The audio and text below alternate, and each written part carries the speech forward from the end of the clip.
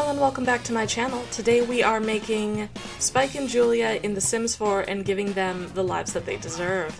So, fun fact about this video is that I had to make everybody twice. Spike's hair was a nightmare both times. The style is impossible because Sim's hair doesn't really go that poofy, so I ended up kind of having to compromise with his hair. I debated for a little while on going green versus black because I've seen both of them before, but then a interview that I read said that Spike's hair is supposed to be dark green, so I said, screw it, it's green, it's just gonna be like light green, I don't care. His eyes and face are weirdly good.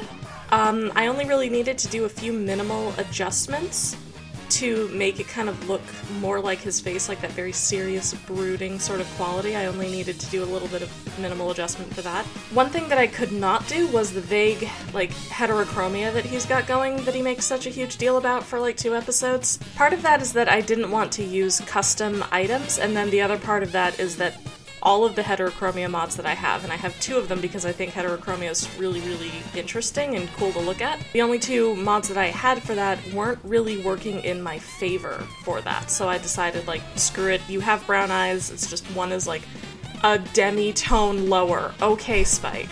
The suit was also hard. I couldn't find a suit that simultaneously had the right color, cut, and also had a tie, so I kind of ended up going with the, like, best fit out of all of them, so it's not exact, but it is inspired.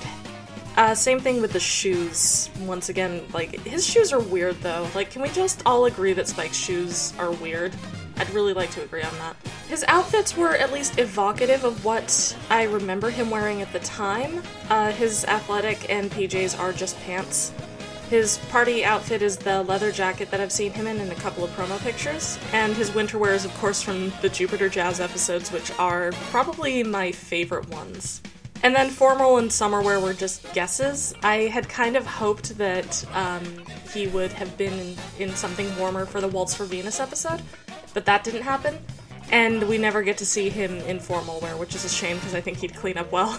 So the next one up was Julia, whose name I absolutely took from her actress. She was a mess from the beginning. A lot of it was the hair that I was trying to get to work. Basically it ended up kind of looking like a bad dye job with her complexion. I kind of made it work, but it doesn't look as good as it does in the anime. And the same thing goes for her face. I could have gone out of my way, downloaded a whole bunch of like anime custom content to make her look like sad in a pretty way, the way that she usually does. I ended up not doing that just because I don't think that I should be leaning on custom content as hard as I possibly could. So, I just kind of tried to make do.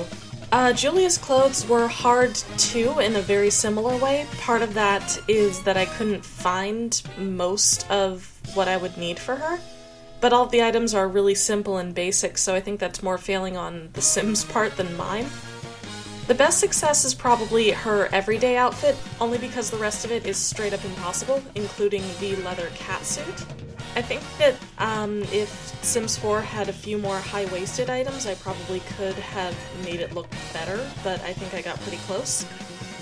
And when I couldn't get close, I knew that I wanted to stick with the theme of her clothing, which were simple clothes in dark colors that don't show off a lot of skin, but definitely show off her figure. So I ended up aiming for that more than trying to get the clothing that was in The Sims to look right. So we're moving on to the actual building, and I knew that I wanted it to be like an apartment or a townhouse, since it looked like Julia lived in one, and I figured that in his best life, Spike would have just like shacked up with her, like if he could have just done whatever he wanted to do.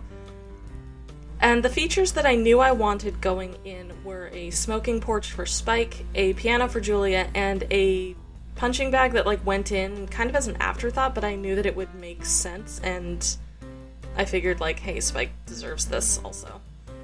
The kitchen is loosely based off of my partner's apartment kitchen back when she like first moved out on her own. I think the reason that I chose that is because Lewiston kind of looks like it has a lot in common with Mars, which isn't a good thing. But also I liked kind of the homey feel of her apartment, so I wanted to kind of evoke that, and so that ended up being that. The laundry room was a bitch. I knew that I wanted it to be accessible to all of the theoretical tenants in the apartment, but in a realistic way. I could have just done it the way that my partner's landlord had done it back in the day, where there's just like a staircase that everybody uses. But I ended up kind of doing something similar where everybody has a staircase that just leads to one giant basement that I realized was kind of a weird thing.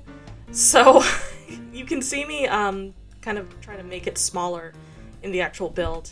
What I ended up doing was kind of compromising where I made it smaller, but I also sealed off parts of it as like boiler rooms or like storage for like landscaping kind of things. Like maintenance, basically. The bathroom went basic bitch blue on me. I feel like I always make bathrooms in blue, and that's kind of a problem for me as a person. I thought that the counter was weirdly modern with the corner piece, so I cut that. And I thought about just doing a bathtub, but I wanted them to have a shower. Like, the bathtub thing crossed my mind, but I was like, no, showers. The bedroom was really crowded, but I did that on purpose because I wanted it to feel like it was lit. I'm not really happy with the lighting in that I wanted it to be kind of dimmer, and if I end up playing with it more seriously, I might mess with that lighting. For now, it's fine. I knew that I wanted it to be crowded and have a lot of, like, stuff and decorations, but I wasn't sure exactly what to put in there, so I just kind of did a little bit of everything. I know that Cowboy Bebop, one of the reasons that I love Cowboy Bebop is that it pulls design influence from a lot of different places. Like, it's not just Japan and America. There's Middle Eastern influence, there's, like, European influence. I think, like, the only thing that they skipped over that I can't identify is, like, what would you call that? Like, Eastern European, like, Soviet kind of things. And even then, like, Jupiter Jazz might be that, and I'm just, like, not good at picking up on that sort of design. But I wanted their bedroom to reflect that, and so that's why I ended up including a lot of stuff from that. The jazz paintings are a must. There's loads of musical influences in the soundtrack, and honestly I feel like Cowboy Bebop doesn't work without the soundtrack. It needs to be there. I might revise this and kind of do more Moroccan influences on the walls, especially considering how much influence the Middle East had on the Bebop movie. For right now it's just this. And I also threw in a menorah because there's this headcanon kicking around, and they might have confirmed it at some point while I wasn't paying attention, that Spike is Jewish, and I just really like that idea. So this is the life that I intended for them, which is just them vibing and hanging out. Julia can play piano, Spike can practice martial arts, they can go on dates. Regrettably, they will not have their boyfriend and mine, Vicious, my sweet man, my sweet stupid man. This video was meant to come out basically as my partner would be finishing Cowboy Bebop with me because I took a week off to go see her, and we ended up marathoning all of Cowboy Bebop in 1 week. She is so hurt and betrayed by the fact that that the series ends the way it does. She's so mad. But I hope that this is like a little bit of retribution for her, and also for anybody else who felt deeply betrayed by the end of Cowboy Bebop, or just wanted something different, something nicer. For Spike, at least. Vicious doesn't get nice things, and that's kind of what he deserves.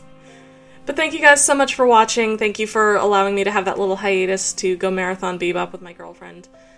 I will see you in the next video. Be sure to like this one and subscribe to the channel if you haven't, and also follow on social media so that you can get other details about when I post things. Thank you guys so much. I will see you in the next video. Take care. Bye-bye.